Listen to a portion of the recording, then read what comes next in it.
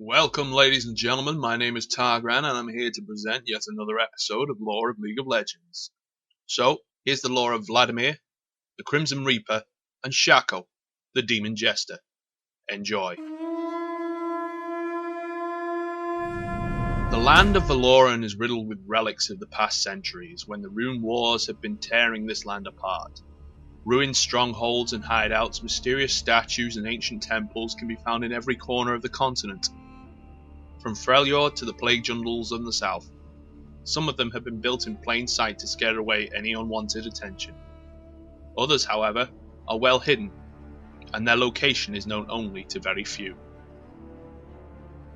There is one temple in the Great Barrier Mountains between the lands of Noxus and the Tempest Flats. It is a mysterious place that seems like it has been long forgotten and abandoned by any life. It is a place where the secrets of ancient terrifying sorcery are held. A home to the cult of hemomancers, the blood mages.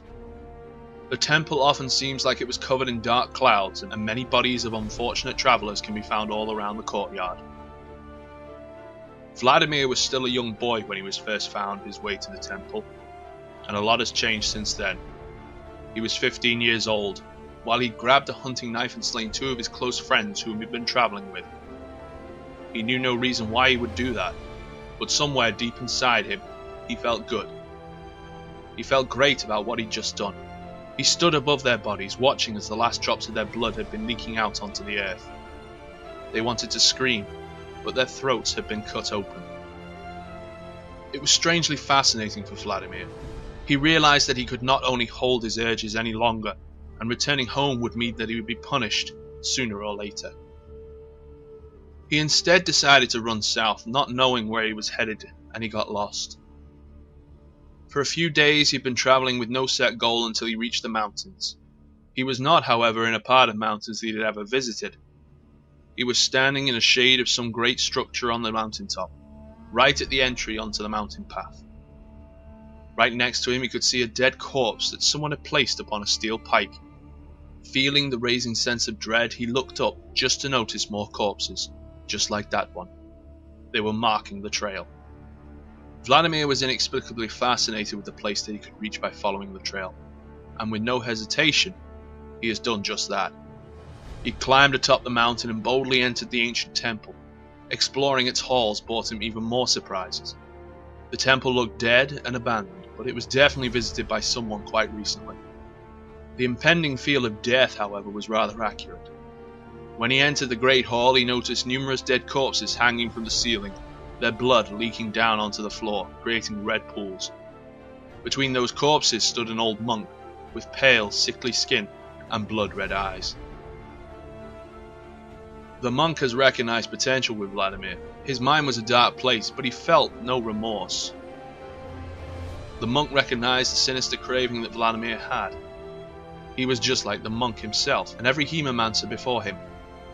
Vladimir had been trained in the art of long-forgotten sorcery that allowed him to control and manipulate the blood of himself and those around him. He's been taught to drain life energy from it, and after years of training, he'd been allowed to pass his final lesson, where he was to drain every single drop of blood from his old master. Vladimir did not hesitate. He felt no connection with the old man other than respect for his power.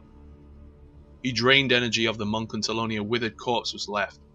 His blood had been fused with the blood of Vladimir, and with that, he's become one with every hemomancer who has ever lived on Valoran. His master was now gone, and Vladimir was the only one who was to guard the secrets of his craft from unwanted eyes. With his master gone, however, he felt lonely.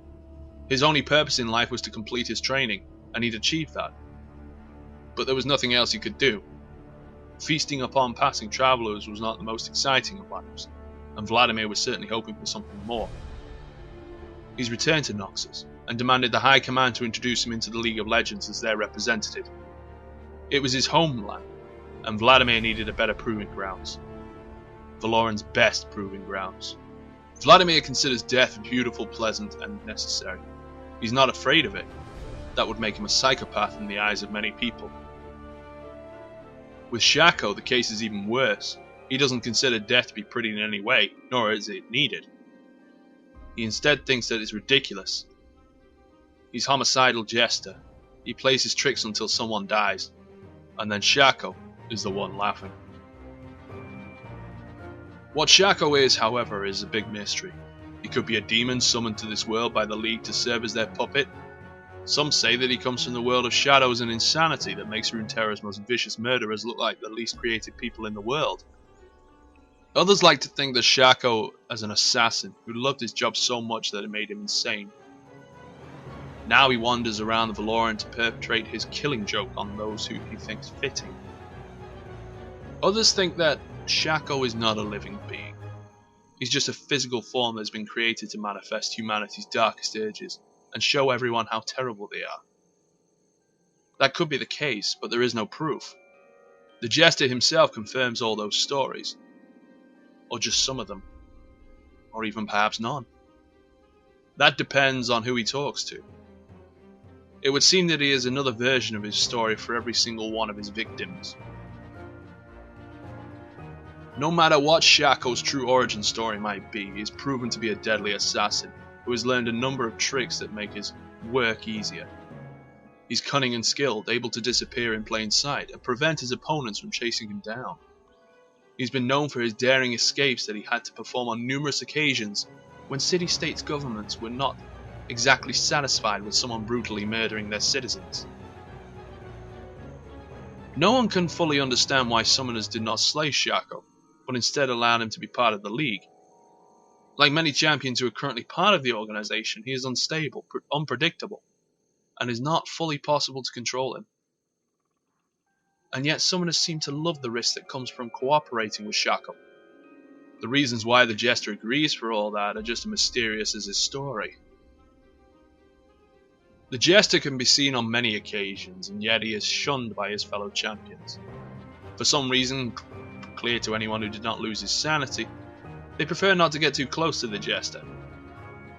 They do not want to give him any opportunities to tell them his killing joke. Not many summoners are bold enough to cooperate with Shaco either. He seems to be the most popular amongst power-hungry summoners of Zorn and Noxus.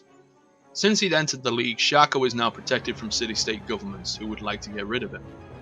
And he functions in the grey area. He's become a dark celebrity of sorts. Some even consider him to be a role model. That sounds a bit unnerving, but Shaco does not support his followers in any way. He does not need, nor does he want them.